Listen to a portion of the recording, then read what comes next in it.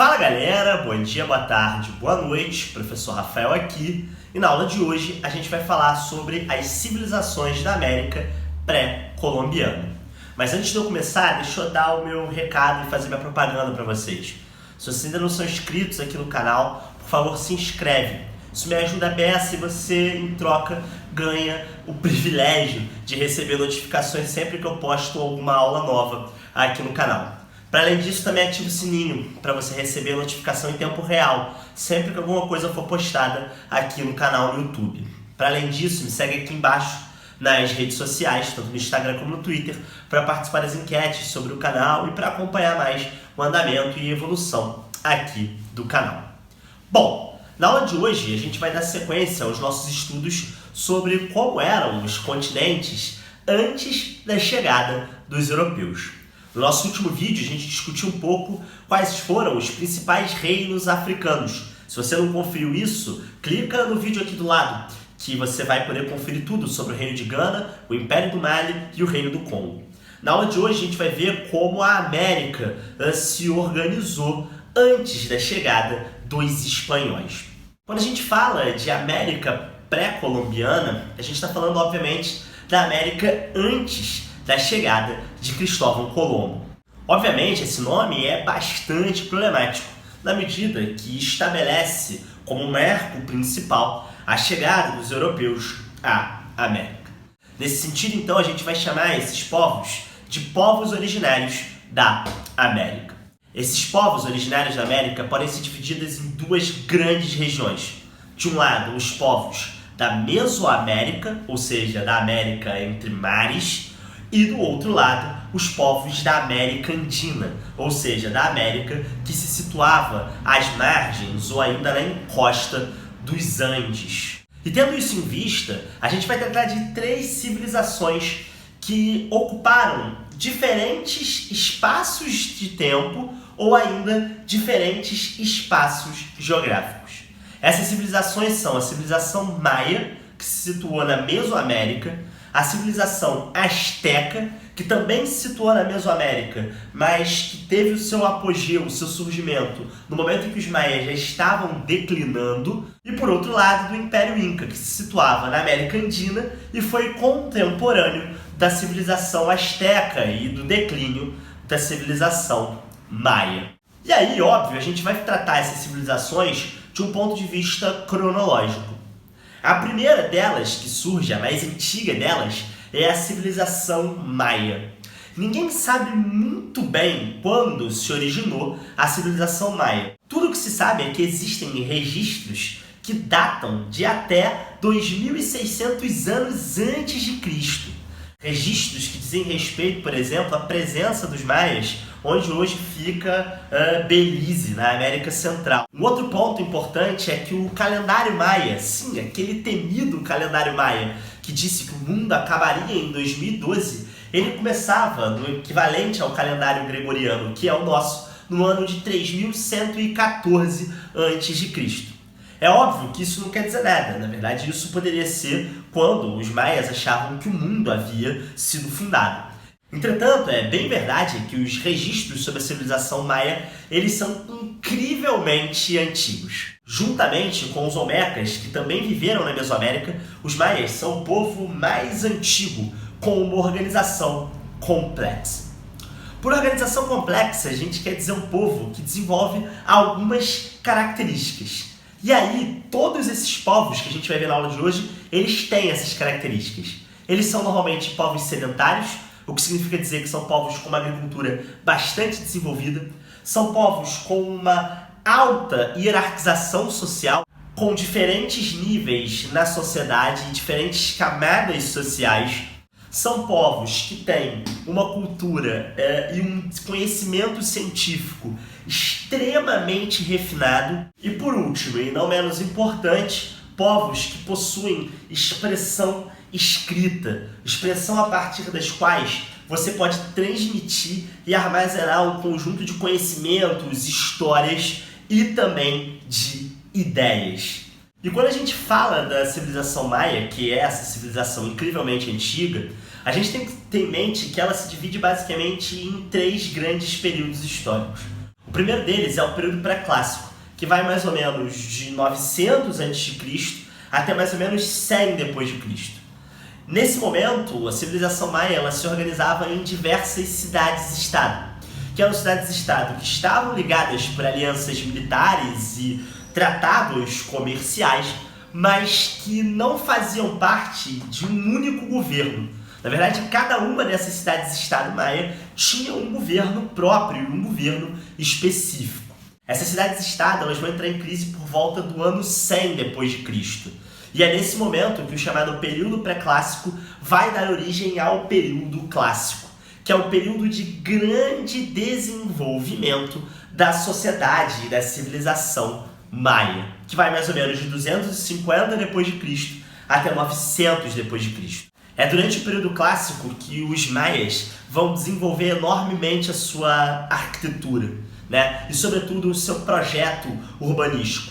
Suas cidades vão se expandir enormemente, gerando, por exemplo, construções fundamentais do ponto de vista da religião, como a pirâmide, a fantástica pirâmide do Chichén Itzá. Nesse momento, para superar aquela crise do período pré-clássico, os maias vão desenvolver uma refinada agricultura, desenvolvendo um sistema de rotação de terras que só seria elaborado na Europa quase 1000 anos depois, o que vai permitir com que as cidades-estado maia cresçam enormemente em contingente populacional. Para além disso, essas cidades-estado maia vão intensificar o comércio com várias regiões, tanto do Caribe como regiões dentro da própria Mesoamérica.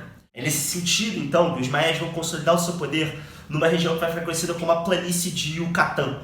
Mas ao contrário dos seus sucessores, os astecas, os maias não tinham um hábito muito forte de conquistar os seus adversários pela guerra. Muitas vezes, o que os maias faziam era estabelecer contatos comerciais e alianças políticas. É nesse sentido, então, que no seu auge, por volta de 800 d.C., os maias vão ocupar diferentes partes da península de Yucatán. Isso porque os maias tinham um modo cultural extremamente refinado. A escrita maia é a única que se assemelha enormemente à escrita europeia. Ela possui uma versão literária extremamente complexa, que é capaz, inclusive, de aproximar a língua falada da língua escrita sem nenhum tipo de perda.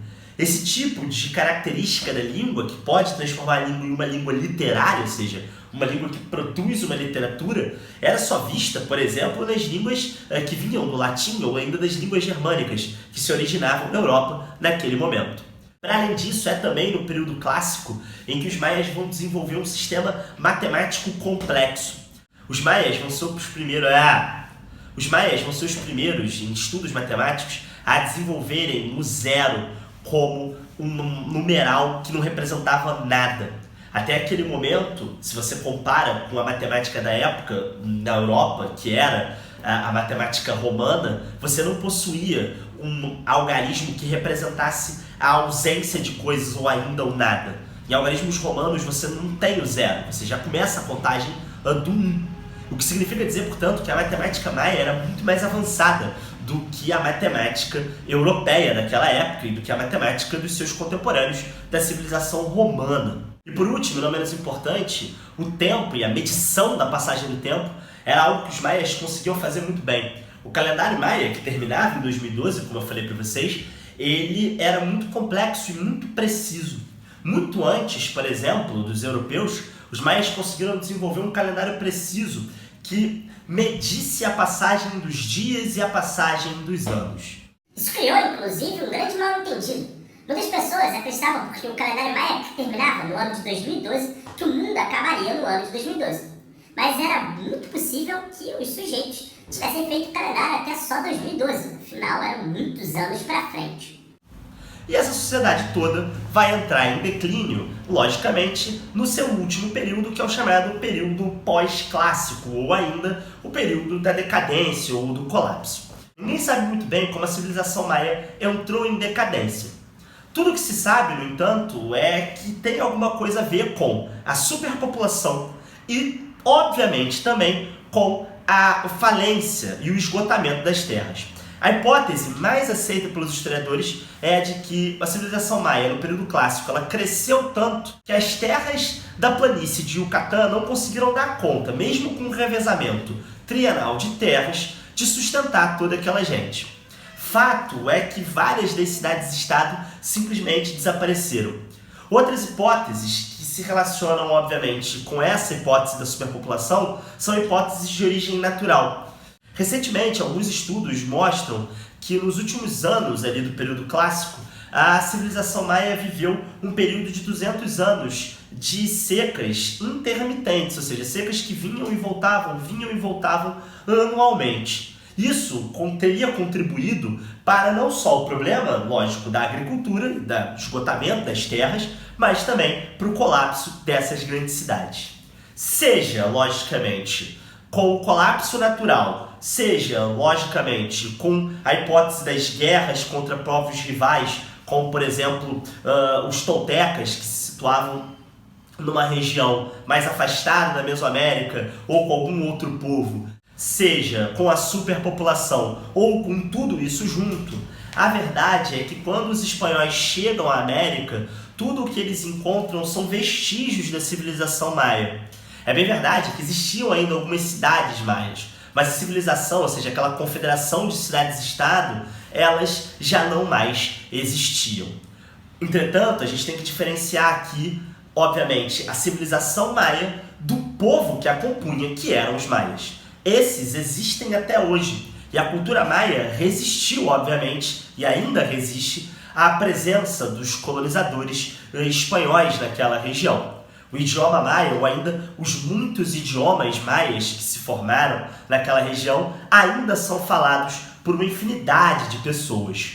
E ainda na região da Mesoamérica, que a gente tem uma outra grande civilização, que essa sim vai lutar e vai conviver diretamente enquanto uma civilização com os espanhóis, que são os astecas.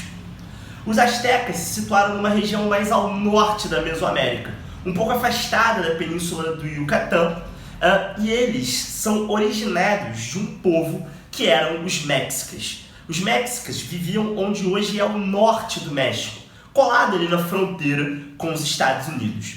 Eles eram povos seminômades que acabaram se sedentarizando mais ou menos no início do século XIV. Já quando naquele momento, boa parte da civilização maia havia se desfeito e tudo o que restava eram as pessoas que eram descendentes dos povos que ali viveram no Yucatán. Os astecas, eles conviveram brevemente com outro povo que era o Império Tolteca, que havia existido naquela região mais ou menos no mesmo período que a civilização maia, na região mais ao sul da Mesoamérica. Os astecas, eles acabam substituindo os toltecas como um polo de força naquela região. O marco do surgimento dessa civilização é a fundação, em 1325, de uma cidade chamada Tenochtitlán. Tenochtitlán é a atual cidade do México, que foi, obviamente, destruída pelos espanhóis e erguida ali a capital do que seria o vice-reinado do México. Tenochtitlán se desenvolve muito rapidamente e começa a se expandir numa aliança com outras duas grandes cidades-estado astecas, que era a cidade-estado de Tlatelolco e a cidade-estado de Texcoco. Essas duas cidades-estado, juntamente com Tenochtitlán, vão formar uma confederação de cidades-estado que normalmente a gente chama de Império Azteca. Isso porque Tenochtitlán, que era a principal das três, tinha um imperador. Na verdade, a hierarquia social de Tenochtitlán era uma hierarquia social extremamente rígida e extremamente complexa. No topo estava o imperador. Entretanto, o cargo de imperador não era hereditário. Esse imperador normalmente ele era eleito quando o seu antecessor morria. Eleito tanto pela aristocracia sacerdotal, os grandes sacerdotes, como também pela nobreza militar.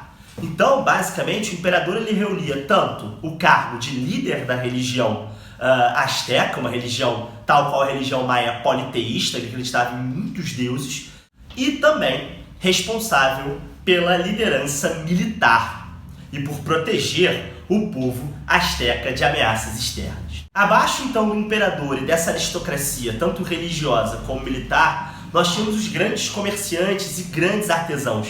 A sociedade asteca tinha uma economia bastante complexa, inclusive chegando a criar um sistema monetário que funcionava a partir das sementes de cacau, que eram utilizadas normalmente no mercado central de Tenochtitlan como uma moeda de troca por alguns outros produtos que você quisesse comprar. E na base dessa pirâmide nós tínhamos os camponeses, que pagavam os seus impostos ao imperador em troca da proteção e normalmente trabalhavam nas terras das aldeias, sobretudo nas terras públicas e nas grandes obras públicas dentro da civilização asteca. Essa alta estratificação social, ela acabava sendo praticamente impermeável. Então, se você nascesse um nobre, era muito possível que você morreria um nobre, ocupando, obviamente, os cargos da burocracia estatal, fazendo parte do governo e apoiando o imperador. Se você era filho, por exemplo, de um sacerdote, era muito possível que você continuasse a seguir os caminhos do seu pai e se tornasse um grande sacerdote.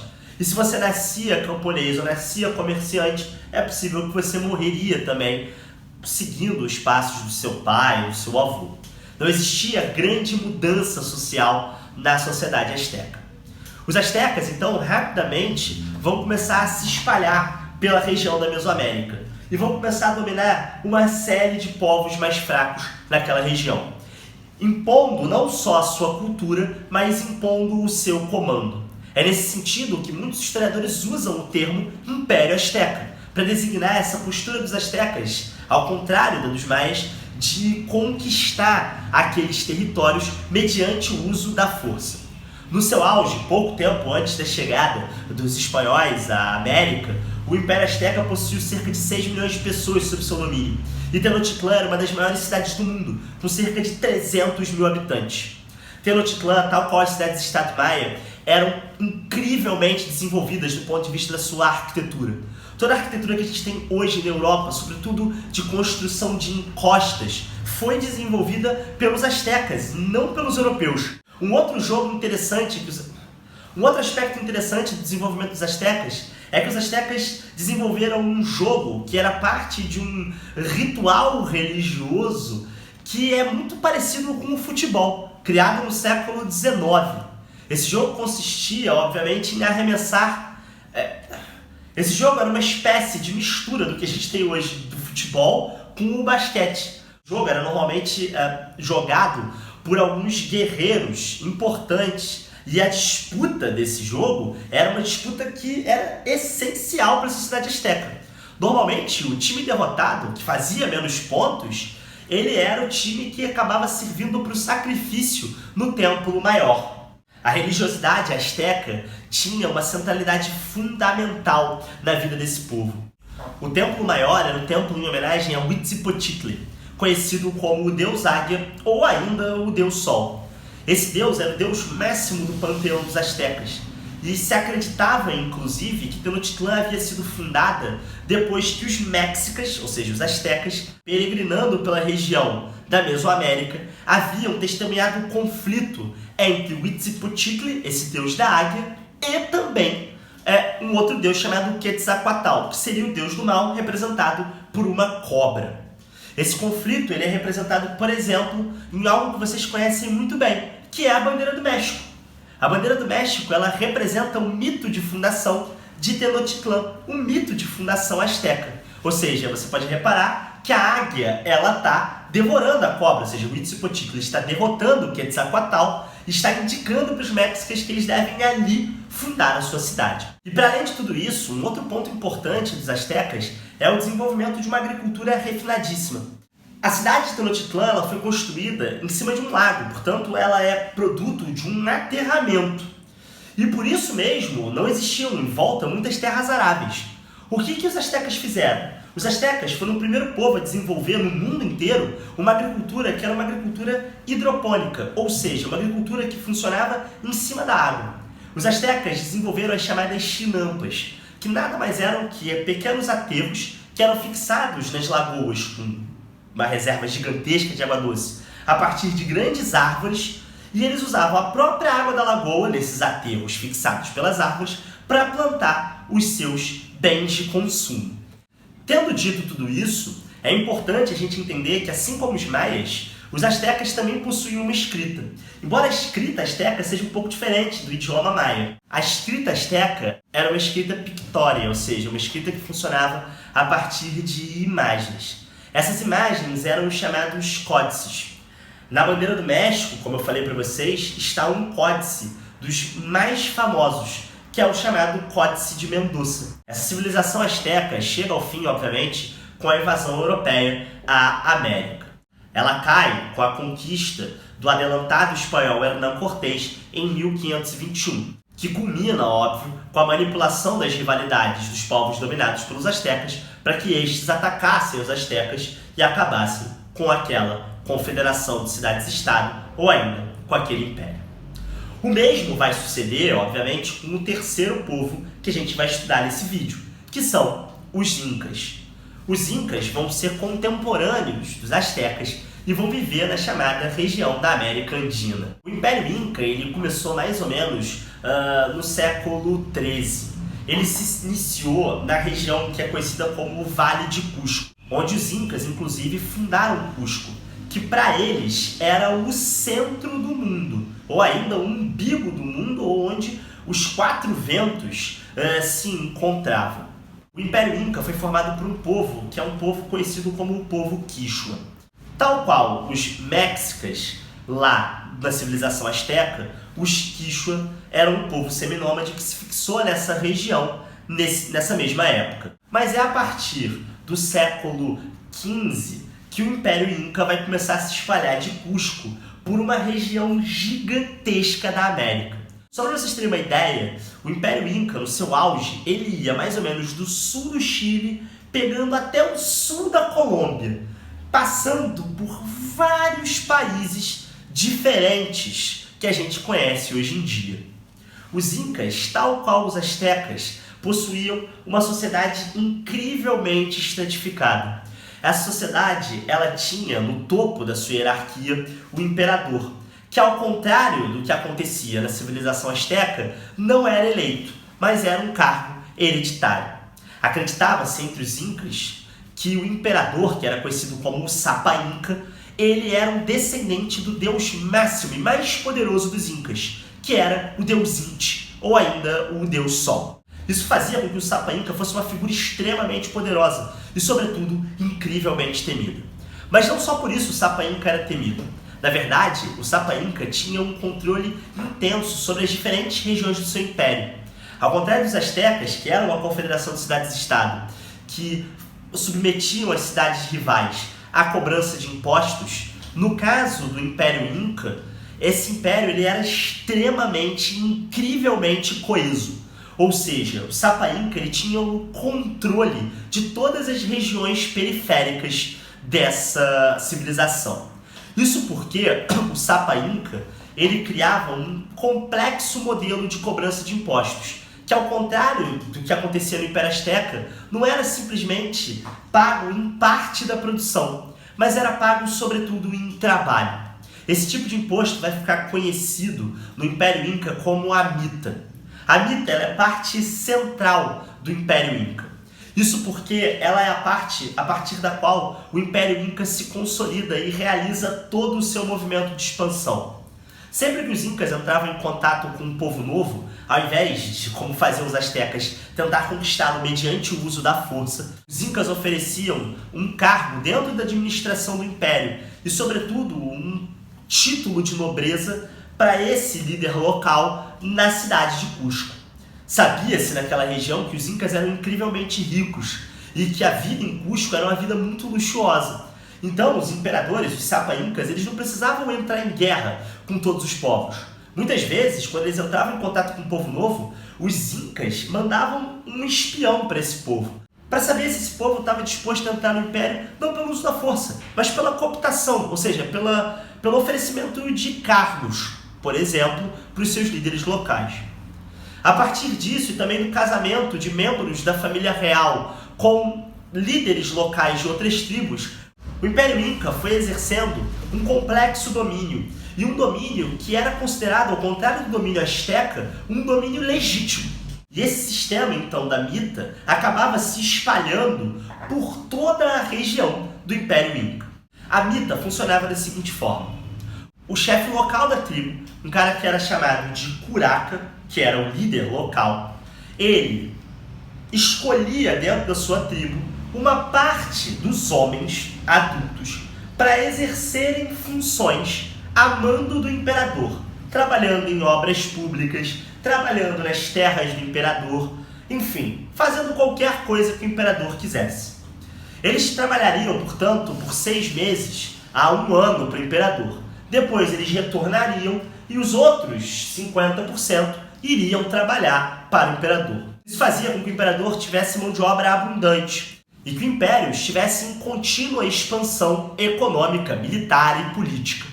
Em troca, o curaca garantia a essas pessoas que moravam na sua alio, ou seja, na sua comunidade, que elas não passariam fome, que elas não seriam atacadas por inimigo estrangeiro e que elas teriam uma vida confortável. Na bem da verdade, essa relação era uma relação de troca. Os segmentos mais baixos da sociedade inca, que eram os camponeses, eles eram protegidos pelo curaca e eram protegidos pelo imperador. Do curaca eles tinham a garantia do alimento, e aí muitas vezes, quando faltava comida, o curaca tirava da sua própria comida para dar para as alios, para dar para os camponeses, e o imperador garantia que dentro do Império Inca, um inimigo estrangeiro jamais afetaria e destruiria as suas alios. Os incas então vão aproveitar essa incrível estratificação social para, de fato, construir um grande império. A sua agricultura, por exemplo, vai ser uma agricultura extremamente complexa. Como as cidades do Império Inca, como Cusco, se situavam nos Andes, a agricultura de encostas acabou sendo muito importante. Então, muitos desses camponeses acabavam trabalhando nessas encostas. E essa agricultura permitiu que o Império Inca se expandisse enormemente. Essa mão de obra da Mita também era utilizada para construir grandes estradas que permitiam que o exército dos Incas se deslocasse rápida e velozmente pelo Império. A principal estrada é conhecida como o Caminho do Peabiru, que é um caminho que liga os Andes até o que hoje é o estado de São Paulo, fazendo, e mostrando pra gente que os Incas mantinham contato com os povos do que a gente chama de América pré-cabralina, ou ainda a América portuguesa antes da chegada dos portugueses. O Império Inca ele vai ser destruído da mesma forma que o Império Azteca. Com a chegada do adelantado Pizarro, os espanhóis vão conquistar os Incas, se aproveitando de uma disputa interna pelo trono dentro do Império Inca. E a gente vai discutir isso na nossa próxima videoaula, que é a videoaula sobre a conquista da América Espanhola. Beleza? Essa foi a nossa aula sobre civilizações da América pré-colombiana, ou ainda, como eu falei para vocês, sobre os povos originários da América. Se você gostou, curte o vídeo e compartilha com seus amiguinhos. Beleza? Um abraço e até a próxima.